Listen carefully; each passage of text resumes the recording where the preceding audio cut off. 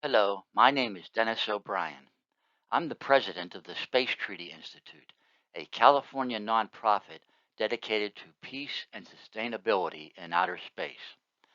Our mission is to give people hope and inspiration by helping the nations of the Earth to build a common future.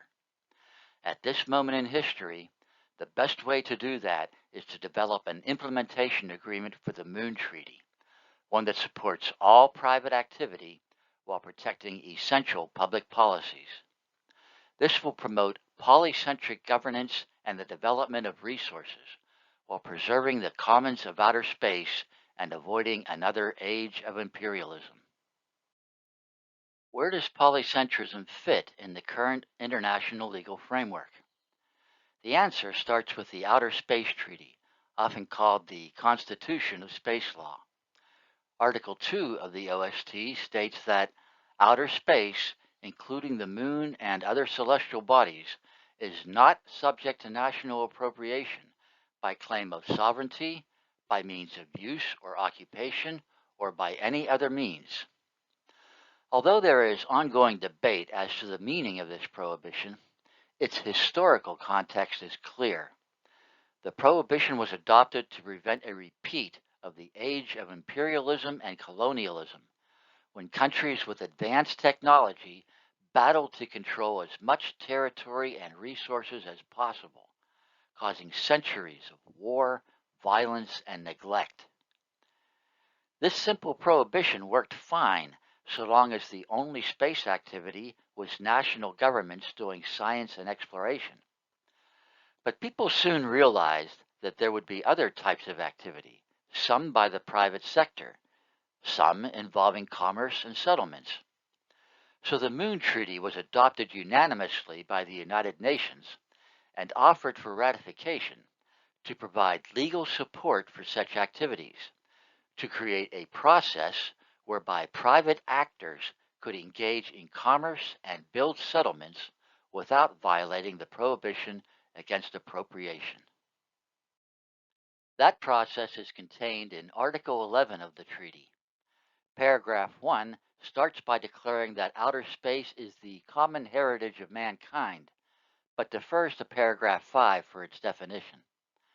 Paragraphs 2 and 3 repeat the OST's prohibition against appropriation, but then state that the foregoing provisions are without prejudice to the international regime referred to in paragraph 5 of this article. And what does paragraph 5 say? States parties to this agreement hereby undertake to establish an international regime, including appropriate procedures, to govern the exploitation of the natural resources of the moon as such exploitation is about to become feasible. Such exploitation has now become feasible. It is time for us to draft an implementation agreement to make it happen, to provide legal support for polycentric public and private activity while alleviating concerns about the common heritage of mankind.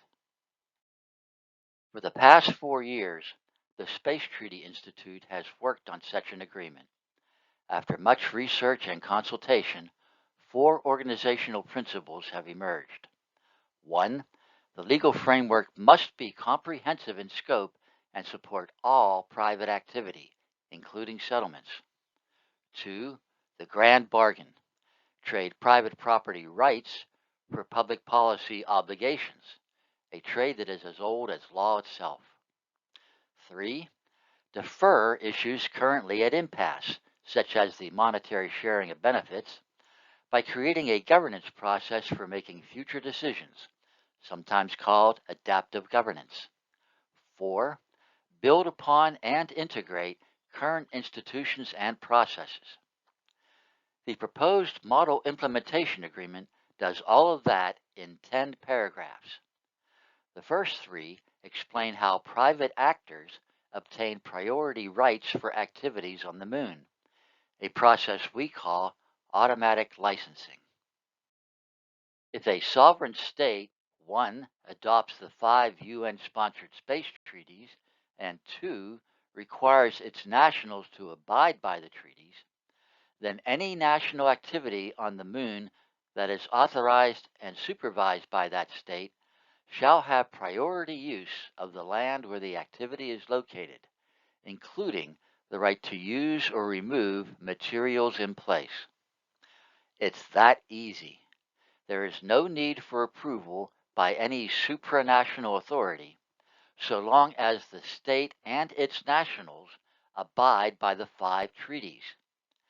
But such priority use cannot be an exclusive claim, since exclusion is an act of appropriation. The model agreement thus includes this essential mandate: access to scarce resources must be shared. How does the model agreement provide legal support for settlements in addition to commerce?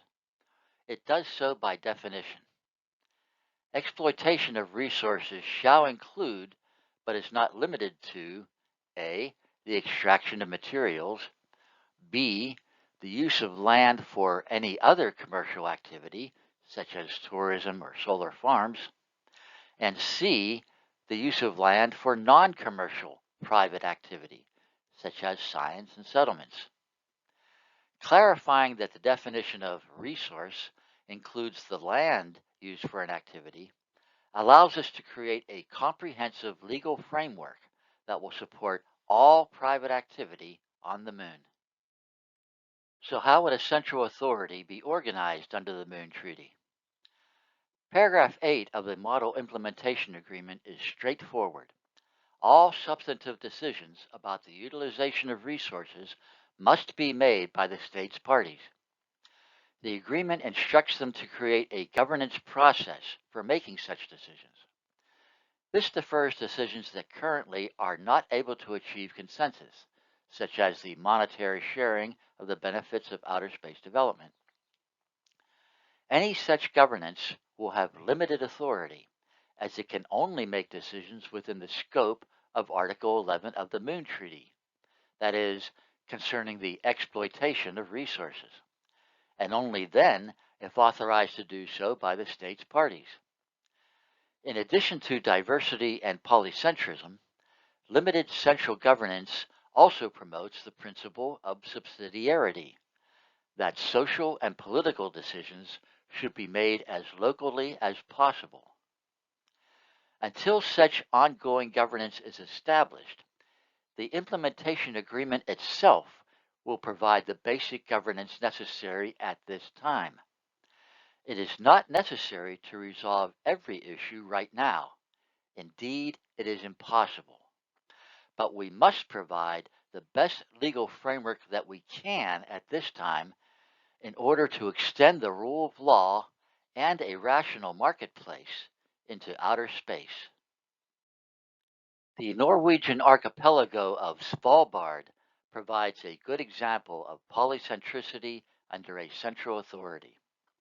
As explained by Alex Gilbert during a recent conference sponsored by the International Association for the Study of the Commons, Norway retains jurisdiction of Svalbard under an international treaty and is responsible for its governance.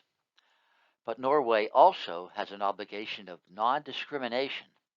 It must treat foreign nationals of signatories of the Svalbard Treaty exactly as it does its own nationals. Hence, foreign nationals have the same rights to exploit resources, conduct science, and do other activities in Svalbard as do Norwegians.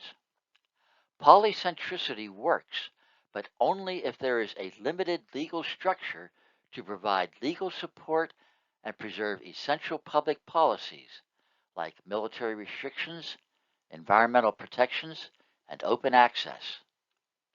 My thanks to Alex Gilbert and the IASC for an excellent presentation on this subject. What would be the controlling law at any given site? In accordance with the OST and the Moon Treaty, the Model Agreement confirms that the controlling law at any location is the law of the state that authorized and supervises the activity of its nationals there.